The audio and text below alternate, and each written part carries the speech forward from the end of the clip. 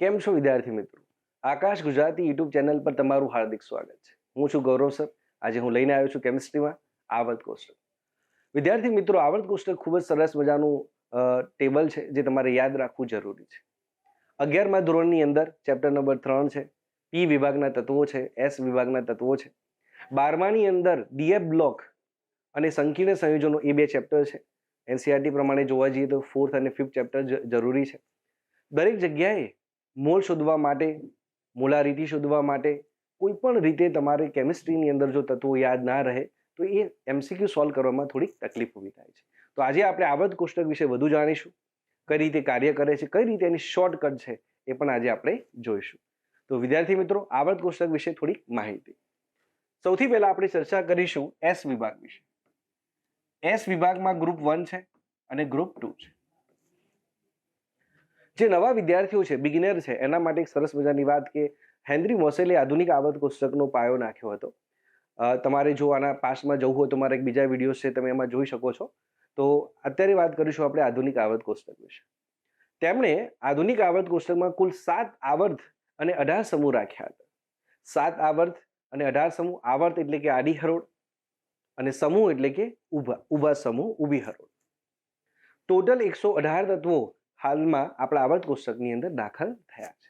પરંતુ 11માની અંદર તમને લગભગ 20 તત્વો અથવા 30 તત્વો જ તમારે યાદ રાખવાના હોતા હોય છે. પરંતુ આપણે ટ્રાય કરીએ કે મેક્સિમમ લિમિટ એની 60, 70, 80, અને હું તો માનું છું જો તમારી મેક્સિમમ લિમિટ 118 સુધી હોય તો પણ સારી એવી વસ્તુ છે. તો આજે જોઈશું આપણે તત્વોમાં એસ વિભાગ. એસ વિભાગમાં જે પહેલો જે સમૂહ છે એને આપણે આલ્કલી સમૂહ કહીએ છીએ. આ જે સમૂહ છે બેટા, એ આલ્કલી સમૂહ છે. અને આ જે સમૂહ છે એને આપણે આલ્કલાઇન સમૂહ કહીશું. પહેલા સમૂહમાં જે તત્વ છે એ લિથિયમ છે, પછી છે સોડિયમ, પોટેશિયમ, રૂબિડિયમ, સીઝિયમ અને ફ્રાન્સિયમ. વિદ્યાર્થી મિત્રો, આ સ્ટાર્ટ જે થાય છે લિથિયમ, એ બીજા આવર્તથી ચાલુ થાય છે. એટલે કે બીજો આવર્ત, ત્રીજો, ચોથો, પાંચમો, છઠ્ઠો અને આ 7મો આવર્ત કુલ આ રીતે હોય છે. કારણ કે પ્રથમ આવર્તમાં માત્ર 2 જ તત્વો છે, હાઇડ્રોજન અને હિલિયમ. અહીંયા બીજા આવર્તથી ચાલુ થશે લિથિયમથી. તો અહીંયા તમારે એનો પરમાણ્વીય ક્રમાંક યાદ રાખવા માટે પણ શોર્ટકટ છે કે અહીંનો 3 છે, આમાં તમારે 8 ઉમેરવાના એટલે થશે 11. આની અંદર 8 ઉમેરવાના એટલે થશે તમારા 19. આની અંદર તમારે 18 ઉમેરવાના, અહીંયા થઈ જશે 37, 37. વળી પાછા તમારે એમાં 18 ઉમેરવાના, એ 18 ઉમેરશો એટલે થઈ જશે 55. અને પછી તમારે 32 ઉમેરવાના એટલે તમારા થઈ જશે 87. તો આ રીતે એનો પરમાણ્વીય ક્રમાંક તમે તૈયાર કરી શકો છો. સ્કૂલ બોર્ડની એક્ઝામ હોય અથવા લાસ્ટ તમારું પેપર હોય તો પણ તમે આ પ્રથમ સિરીઝ લખી નાખો અથવા ઉમદા વાયુની સિરીઝ લખી નાખો તો એ તમારા માટે બહુ જ જરૂરી છે. તો ઘણાને એવું થાય કે આ તત્વો સિક્વન્સમાં યાદ ના રહે, તો એના માટે એક શોર્ટકટ છે. લીનાને કી રબસે ફરિયાદ. શું લખશું વિદ્યાર્થી મિત્રો? નોટ ડાઉન કરો. લીનાને કી રબસે ફરિયાદ. આવું શોર્ટકટથી તમે આને તૈયાર કરી શકો છો. બરાબર છે? ફરી એકવાર કહું છું. લીનાને, લી એની લીના, ના મતલબ સોડિયમ, કી મતલબ પોટેશિયમ, રબ એટલે રૂબિડિયમ, સી એટલે સીઝિયમ, ફરિયાદ મતલબ ફ્રાન્સિયમ. તો આ રીતે તમે, બરાબર છે, એક શોર્ટકટમાં સરસ મજાનું તમે આ રેડી કરી શકો છો. ફટાફટ એને નોટ ડાઉન કરી લો. નેક્સ્ટ ગ્રુપ 2, ધ્યાનથી જોજો. બરાબર છે? વિડીયોને પૂરો જોશો તો તત્વો તમારા સારા એવા રેડી થઈ જશે. પછી આવે છે ગ્રુપ 2, જેને આલ્કલાઇન અર્ધધાતુ કહે છે. એમાં અલગ અલગ બેરિલિયમ, મેગ્નેશિયમ, સ્ટ્રોન્શિયમ, બેરિયમ અને રેડિયમ આવા તત્વો છે જેને આલ્કલાઇન અર્ધધાતુ તત્વો કહે છે.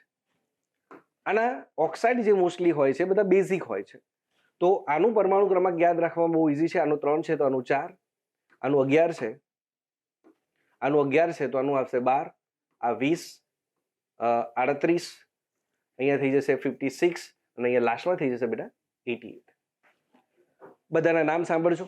બેરિલિયમ, મેગ્નેશિયમ, કેલ્શિયમ, સ્ટ્રોન્શિયમ, બેરિયમ અને રેડિયમ. તો આ તત્વોની ટ્રીક આની પણ છે યાદ રાખવા માટેની, સરસ મજાની છે. બેટા માંગે કાર સ્કૂટર, બાપ રાજી. વિદ્યાર્થી મિત્રો, સરસ મજાનું એને કેચઅપ કરો. ફરી એકવાર. બેટા માંગે કાર સ્કૂટર, બાપ રાજી. ફટાફટ આને નોટ ડાઉન કરો. તો આ સિક્વન્સથી તમારે સેટ થઈ જશે. બેટા એટલે બેરેલિયમ, માંગે એટલે મેગ્નેશિયમ, કાર મતલબ કેલ્શિયમ, સ્કૂટર મતલબ સ્ટ્રોન્શિયમ, બાપ એટલે બેરિયમ, રાજી મતલબ રેડિયમ. તો સરસ મજાનું સૂત્ર છે એસ વિભાગ, અને એસ વિભાગ તમારે આ રીતે યાદ રાખવાનો છે. ઓકે, તો આ હતું બેટા એસ વિભાગ. વિદ્યાર્થી મિત્રો, હવે આપણે પી વિભાગ જોવાનો છે. સરસ મજાનું પી વિભાગ છે, જેની અંદર અલગ અલગ સમૂહ જે છે, ધાતુ છે, અધાતુ છે અને અર્ધધાતુ છે, તત્વો પણ અલગ અલગ છે. તો સૌથી વધારે અગત્યનું પી વિભાગ, જેમાં આપણે હવે જોઈશું સમૂહ પ્રમાણે. 13મા સમૂહમાં પહેલું તત્વ બોરોન છે, 14મામાં કાર્બન, આમાં નાઇટ્રોજન, આમાં ઓક્સિજન, આમાં ફ્લોરિન અને નિયોન છે. હિલિયમ અહીંયા લખી નાખવાનું, કારણ કે આ આવર્ત 1માં છે અને એમાં 2 તત્વો આવે, હાઇડ્રોજન અને હિલિયમ. બરાબર છે? આ આપણો બીજો આવર્ત છે. હવે આપણે બધાના પરમાણુ ક્રમાંક લખી નાખીશું, પરંતુ હું એમ કહું કે અહીંયા 5 લખ્યા હોય બોરોનના, તો બધા સિક્વન્સમાં સેટ થઈ જશે. જો ક્રમશઃ 5, 6, 7, 8, 9 અને 10. તો એક જ યાદ રાખવાનો રહ્યો, બોરોન જ. એની નીચે આવે છે એલ્યુમિનિયમ, ધ્યાનથી જોજો. એની નીચે આવશે ગેલિયમ, પછી ઇન્ડિયમ અને પછી થેલિયમ. નવું તત્વ આવ્યું છે જેને નિહોનિયમ કહેવામાં આવે છે, NH. એની નીચે લખવામાં આવે છે, પણ અત્યારે એની ખાસ જરૂર છે નહીં, કારણ કે એના ગુણધર્મો પણ નથી. પણ હા, એની નીચે એક તત્વ આવ્યું છે નવું, જેનું નામ છે NH, નિહોનિયમ. બરાબર છે?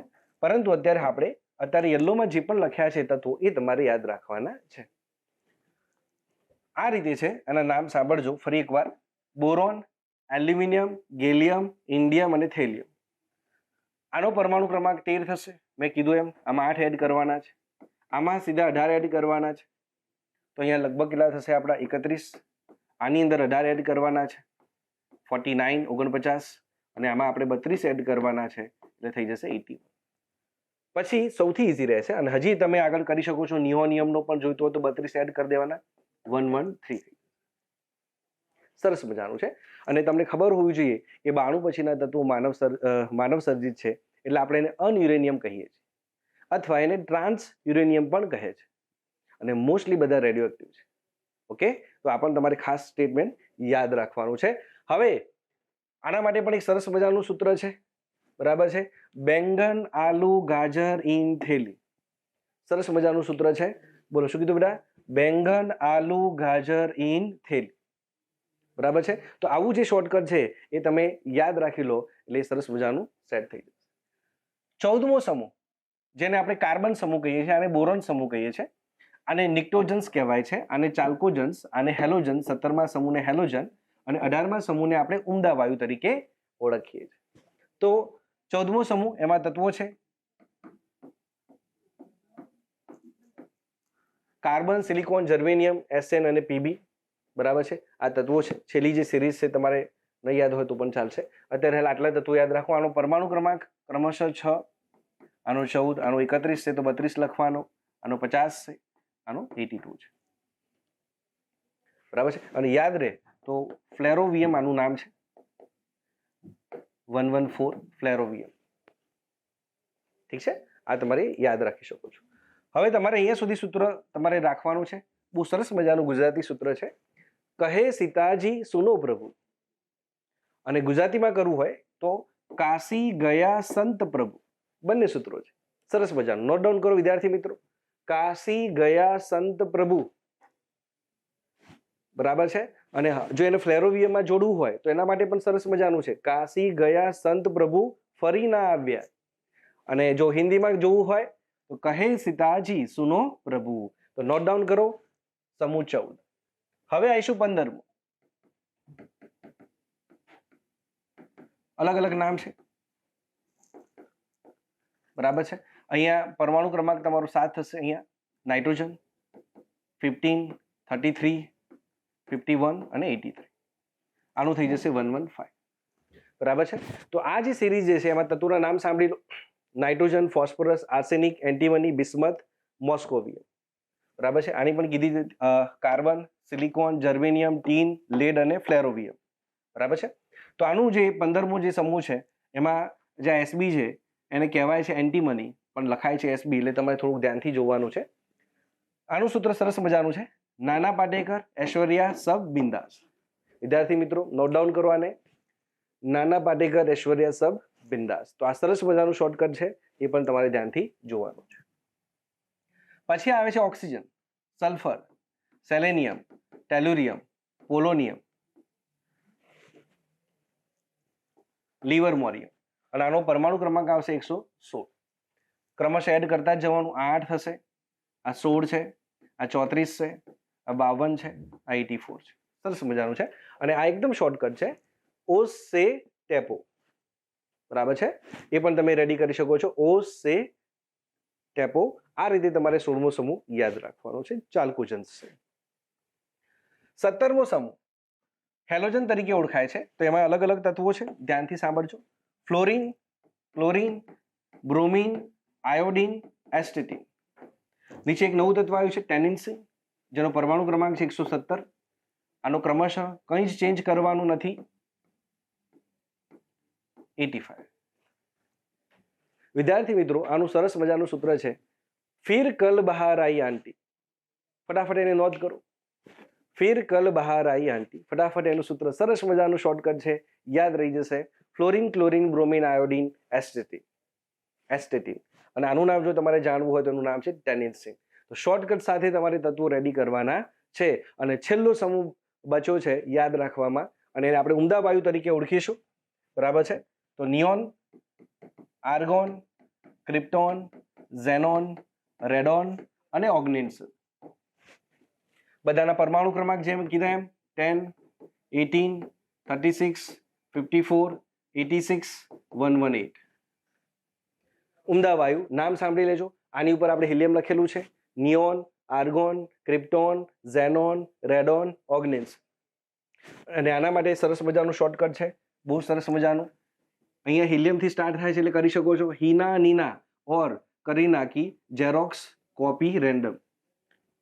ફરી એકવાર, હીના, નીના ઓર કરીના કી ઝેરોક્સ કોપી રેન્ડમ. કોપી તમારું સાયલેન્ટ રાખવાનું.